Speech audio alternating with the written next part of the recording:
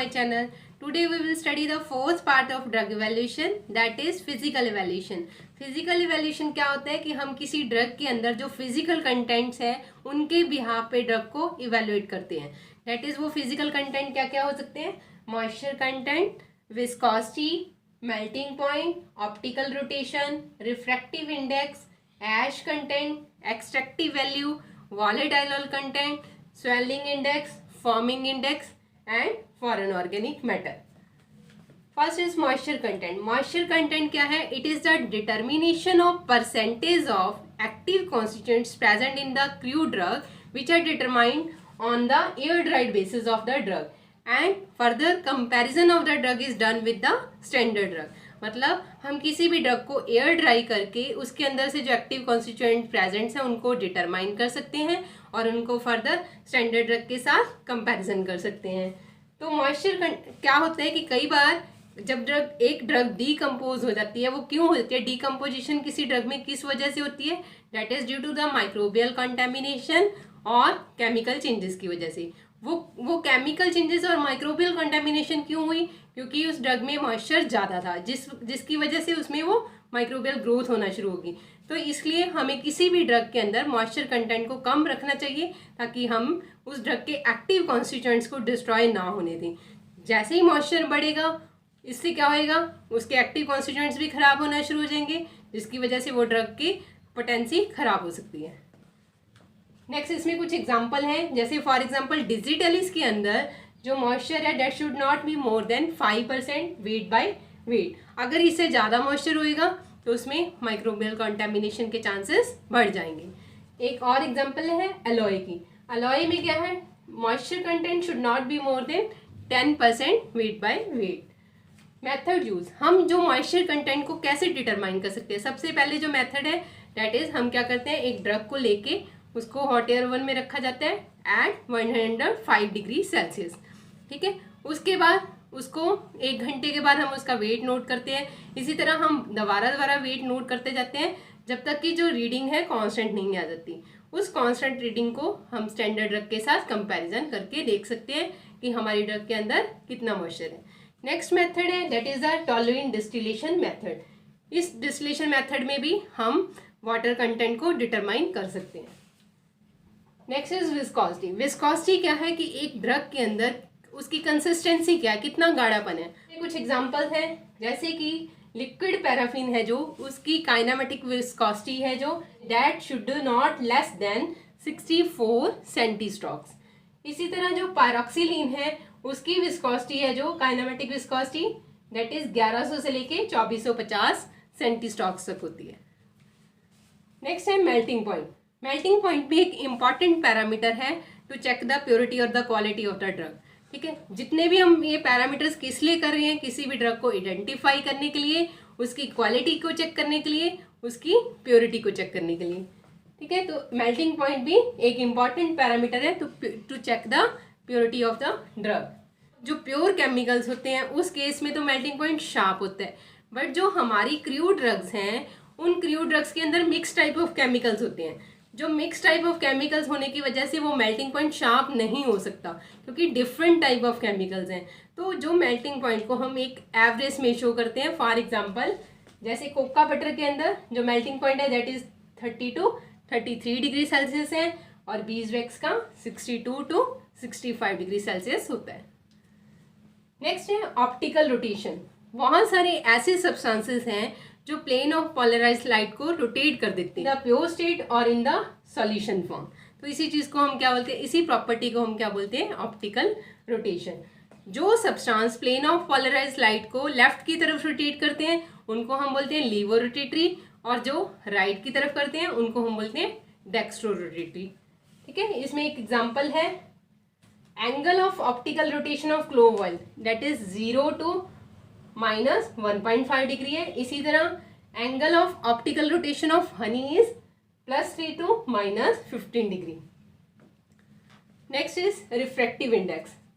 Refractive index क्या है? जब एक रे ऑफ लाइट पास होती है from one medium to another medium, ठीक है, जिसकी डेंसिटी डिफरेंट है, तो जो लाइट का पाथ है वो बेंट हो जाता है.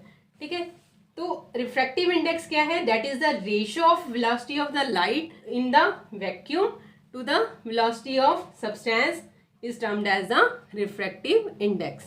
It is constant for a liquid and इसकी एग्जांपल है क्लोव ऑयल की जो रिफ्रैक्टिव इंडेक्स है दैट इज 1.5300 टू 1.5310 होती है. Next is ash content. Ash content क्या है?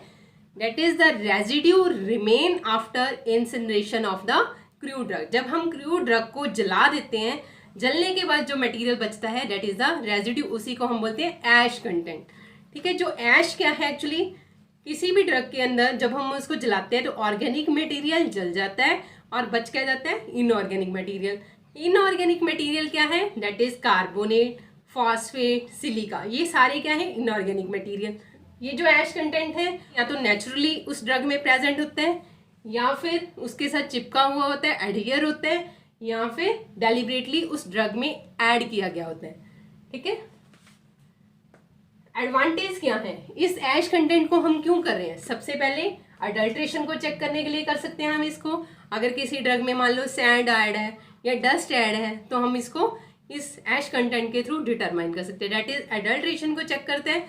दूसरा, जब हम एडल्ट्रेशन को चेक करते हैं इसका मतलब हम उसकी प्योरिटी को, क्वालिटी को चेक कर रहे हैं. ठीक है, तो that is use to determine quality and purity of the drug and use to determine foreign inorganic matter present as impurity. कोई भी ऐसी मटेरियल जो अनवांटेड, अनडिजायर्ड मटेरियल है वो ऐड है, उसको हम बोलते हैं फॉरेन ऑर्गेनिक मैटर. अगर वो ऐड है तो उसको हम चेक कर सकते हैं. दूसरा, use to detect low grade products. ठीक है, जिनकी क्वालिटी कम है हम उनको चेक करने के लिए यूज कर सकते हैं.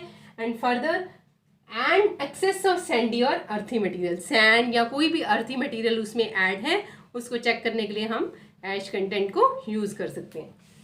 Different ash values are calculated for such purpose. These are, देखो हम जब ऐश वैल्यू करते हैं उसके अंदर हम फर्दर 3 टाइप के ऐश को डिटरमाइन कर रहे हैं. First is total ash, second is acid insoluble ash and third is sulphated ash. Total ash क्या है? टोटल ऐश इज जब हमने किसी ड्रग को जला दिया तो उसके अंदर जो बच गया दैट इज द टोटल ऐश. और जो एसिड इनसॉल्युबल ऐश क्या चीज़ होती है? जब टोटल ऐश को हम acid that is dilute HCl use करके मिक्स कर, जो एसिड के अंदर जो सॉल्युबल पार्ट आ गया that is acid soluble ash बन जाएगी और जो बच गया that is the acid insoluble ash. इसी तरह सल्फेटेड ऐश में हम क्या करते हैं? सल्फ्यूरिक एसिड यूज किया जाता है. जो सल्फ्यूरिक एसिड के साथ मिक्स करके जो ऐश आ गई that is the sulphuric acid soluble ash आ जाएगी और जो बच गई that is the insoluble ash आ गई. Next is extractive value. कई बार क्या होता है कि जो ड्रग के अंदर जो एक्टिव कॉन्स्टिट्यूएंट्स प्रेजेंट हैं उनको हम नॉर्मल प्रोसीजर के थ्रू डिटरमाइन नहीं कर पाते, तो उस केस में हम एक्सट्रैक्टिव वैल्यू के द्वारा उस ड्रग को डिटरमाइन करते हैं. That is in such cases water, alcohol और ether soluble extractive values are determined for the evaluation of drugs. First है वाटर सोल्यूबल एक्सट्रैक्टिव वैल्यू. ये वाटर सोल्यूबल एक्सट्रैक्टिव वैल्यू हम किन ड्रग्स के लिए यूज करते हैं? वो ड्रग्स जिनके अंदर tannins, sugar, plant acids, mucilage और ग्लाइकोसाइड्स प्रेजेंट होते हैं, तो उस केस में हम वाटर सोल्यूबल एक्सट्रैक्टिव वैल्यू के थ्रू उस ड्रग के अंदर जो एक्टिव कॉन्स्टिट्यूएंट प्रेजेंट है उनको डिटरमाइन करते हैं. इसमें एग्जाम्पल है वाटर सोल्यूबल में दैट इज एलोवेरा है, जो उसकी एक्सट्रैक्टिव वैल्यू है not less then 25% wait by weight and liquid की है not less then 20% wait by wait. उसके बाद है alcohol soluble extractive value. Alcohol soluble में क्या है कि हम अल्कोहल यूज करें दैट इज 95% हम यूज करते हैं. उस केस में अल्कोहल सॉल्यूबल किस ड्रग्स की डिटरमाइन करते हैं? उन ड्रग्स की जिनके अंदर रेजिन प्रेजेंट है. ठीक है, तो mainly use to determine resin content of the drug. इसमें एग्जांपल है सबसे पहले एलोवेरा. एलोवेरा में जो अल्कोहल सॉल्यूबल एक्सट्रैक्टिव वैल्यू है should not more than 10% weight by weight and asafoetida के केस में it should not less than 50% weight by weight. Next है alcohol insoluble extractive value. That is जो नीचे आया that is the alcohol soluble आ गया और जो ऊपर बच गई that is alcohol insoluble extractive value. तो इसमें अल्कोहल इनसॉल्युबल एक्सट्रैक्टिव वैल्यू है of benzoin that should not be more than 24% wait by weight. Next है वॉलेटाइल ऑयल कंटेंट। अब बहुत सारी ऐसी ड्रग्स हैं जिनको हम उसके ऑर्डर्स प्रिंसिपल, दैट इज उसकी खुशबू के थ्रू हम उसको डिटरमाइन करते हैं, ठीक है। तो some crude drugs are standardised on the basis of their volatile oil content. इस केस में हम क्या करते हैं, weight quantity of the drug is boiled with water in a round bottom flask fitted with a Clevenger apparatus।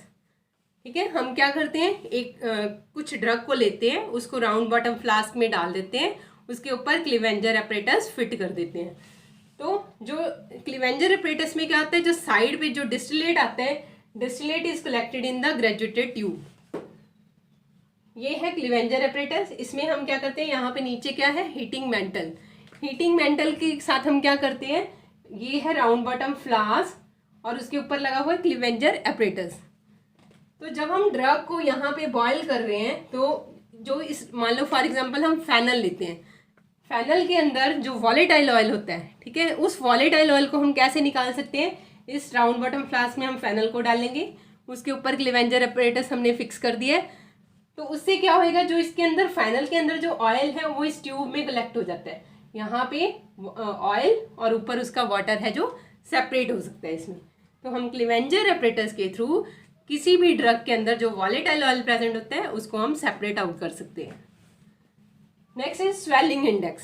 Swelling index, बहुत सारी ऐसी drugs होती हैं जिनको हम पानी के अंदर डालते हैं तो वो स्वेल कर जाती हैं। फॉर एग्जाम्पल इसबगोल, इसके लिए हम एक प्रोसीजर यूज करते हैं, दैट इज अगर मान लो हम एक 1 ग्राम ड्रग लेते हैं इसबगोल की, उसको 25 ml वाटर के अंदर ऐड कर दिया जाता है, ठीक है। इसके बाद हम क्या करते हैं, इसको 23 आवर्स तक ओकेजनली शेकिंग करते हैं। देन जो लास्ट 1 आवर होता है उसको स्टैंड बाय पोजीशन में रख दिया जाता है।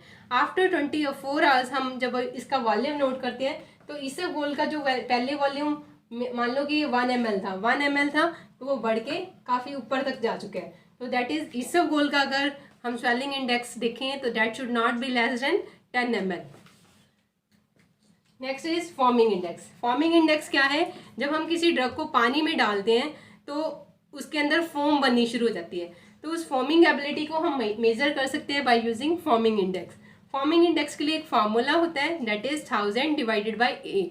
ए क्या चीज़ है, दैट इज हमने कितना वॉल्यूम एक्वस सॉल्यूशन का यूज़ किया जिसके अंदर 1 सेंटीमीटर ऑफ फोम ऑब्जर्व हुई है। Next is foreign organic matter. Foreign organic matter क्या है, एनी ऑर्गेनिज्म पार्ट और the product of that organism than those named in the specification and description of plant material concerned। मतलब कुछ monographs होते हैं, कुछ स्टैंडर्ड बुक्स हैं जिनके अंदर क्रूड ड्रग की डिस्क्रिप्शन दी जाती है। उस डिस्क्रिप्शन से बाहर होके अगर कोई भी ऑर्गेनिज्म, कोई भी पार्ट प्रेजेंट है तो उसको क्या बोला जाता है, फॉरेन मैटर, ठीक है। उस फॉरेन, वो जो फॉरेन मैटर है वो कितनी हो सकती है उसकी भी लिमिट फर्दर स्पेसिफाई की गई है। फॉर एग्जाम्पल हम धनिया, पुदीना वगैरह जो तोड़ते हैं उसके साथ कुछ मिट्टी भी चली जाती है, ठीक है, तो वो मिट्टी क्या मानी जाएगी, दैट इज फॉरेन मैटर। और वो मैटर कितनी होगी वो भी स्टैंडर्ड ड्रग्स के स्टैंडर्ड कंपैरिजन में दी जाती है। तो इस तरह ये एग्जांपल है कि फॉरेन मैटर क्या हो सकती है, दैट इज सैंड है, सॉइल है, डस्ट है, ये सारी क्या है, फॉरेन मैटर है। तो इस तरह हम किसी भी ड्रग को उसके फिजिकल कंटेंट के थ्रू भी इवेलुएट कर सकते हैं, जिससे हम उस ड्रग की आइडेंटिटी को, उसकी प्योरिटी को और उसकी क्वालिटी को भी चेक कर सकते हैं। नेक्स्ट लेक्चर में हम केमिकल एंड बायोलॉजिकल इवैल्यूएशन के बारे में स्टडी करेंगे। अगर आपको मेरा लेक्चर अच्छा लगा हो तो लाइक, शेयर एंड सब्सक्राइब जरूर कीजिए। Thank you.